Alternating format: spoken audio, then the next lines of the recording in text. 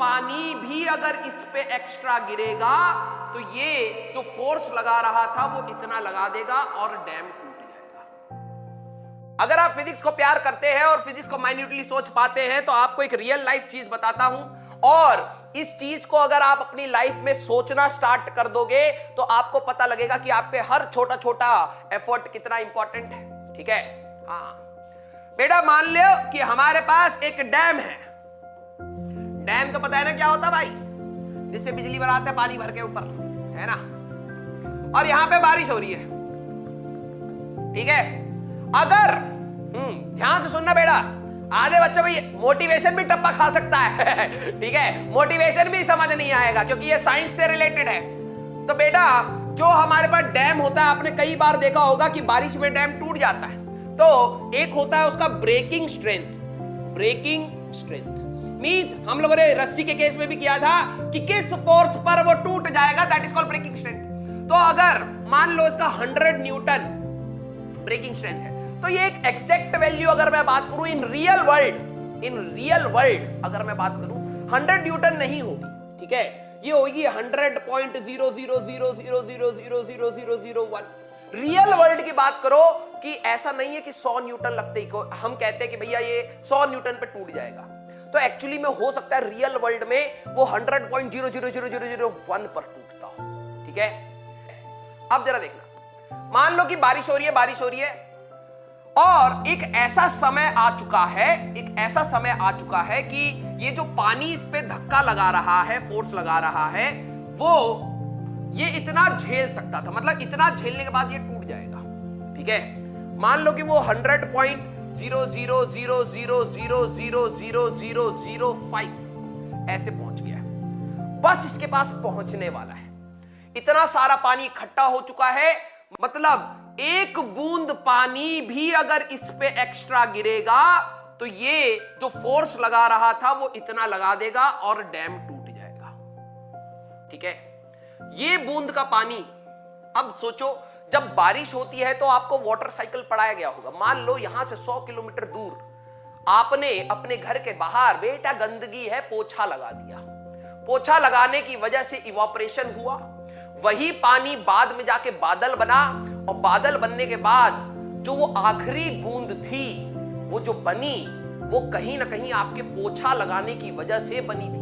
अगर आपने उस दिन पोछा नहीं लगाया होता तो हो सकता है पॉसिबिलिटी है, अब ये नहीं सर पड़ोसी लगा देगा तो नहीं, पॉसिबिलिटी है कि हो सकता है कि वो जो आखिरी बूंद थी वो आपके पोछा लगाने की वजह से ही बनी थी, और जब ये पानी की बूंद इसमें गई तो ये इसको क्रॉस कर गया और डैम टूट गया।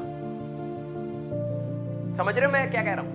कहना ये चाहता हूं, इस बटरफ्लाई इफेक्ट का स्टेटमेंट सुनना कि अगर दुनिया के किसी भी कोने में अगर तितली अपना पंख भी फड़फड़ाती है तो हो सकता है दुनिया के दूसरे कोने में भवंडर बन जाए।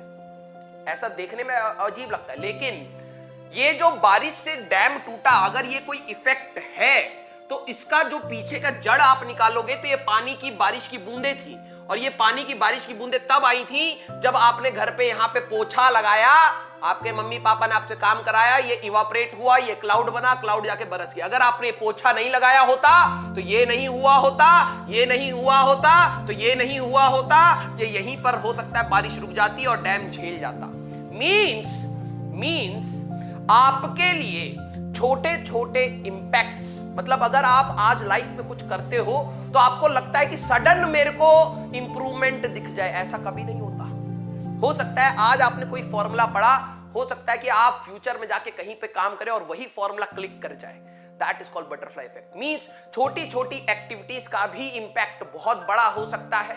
तो जब भी आप तैयारी करते हैं तो आप ये मान के चलिए कि ये आपके जो 1.1 के जो एफर्ट्स थे, 0.1 का जो एफर्ट्स है, समय के साथ रेप्लिकेट होके बहुत बड़ा भी बन सकता है।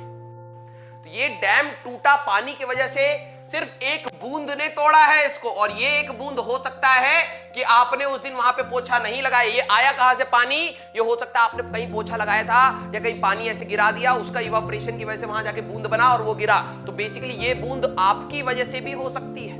तो एक छोटा सा इंपैक्ट कहीं ना कहीं एक बहुत कैटास्ट्रॉफिक इंपैक्ट भी बन सकता है। ठीक है, जिनको समझ आ गया तो वो आप समझ सकते हो कि लाइफ में छोटी छोटी चीजें कई बार बहुत बड़ी बन सकती हैं। ठीक है, लाइफ में छोटी छोटी चीजें, आज आप फिजिक्स वाला को देखते हो एज अ बहुत बड़ी कंपनी हो चुकी है, लेकिन अलग सर ने जब खोला था, जब स्टार्ट किया था फिजिक्स वाला, जब पढ़ाना स्टार्ट किया था, तब शायद नहीं सोचा होगा। तो that is the butterfly effect I am talking about.